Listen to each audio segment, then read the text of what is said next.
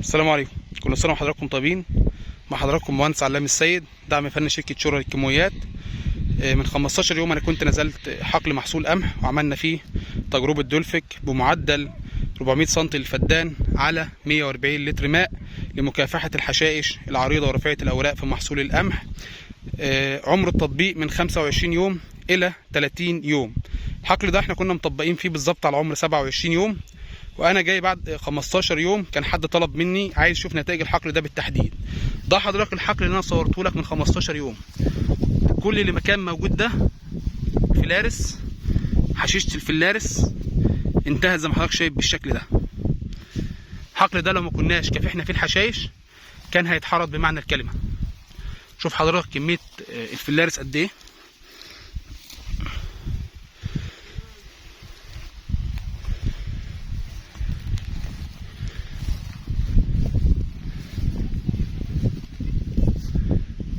ده حضرتك الفلارس اللي انا صورته لك من 15 يوم، وحضرتك طلبت مني حتى الجزء ده اللي انا كنت مقلعه من 15 يوم، اصلا هو ده بالفعل كان متقلع. ده حضرتك كل ده زي ما حضرتك شايف المحروق ده فلارس. في حقل برضو جنبه هوريه برضو لحضرتك تاني.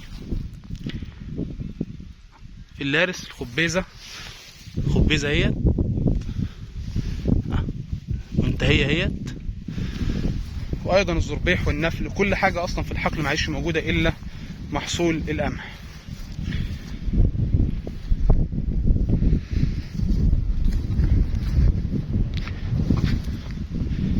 ده حقل تاني برضو في نفس كان معامل بنفس المعامله زي ما حضرتك شايف كده.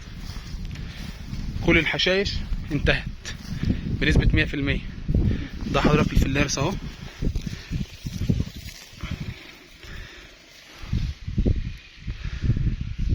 عشان كده بننصح بمبيد الدولفيك معدل 400 سم للفدان، اقوى مبيد في جمهوريه مصر العربيه والامن على محصول القمح.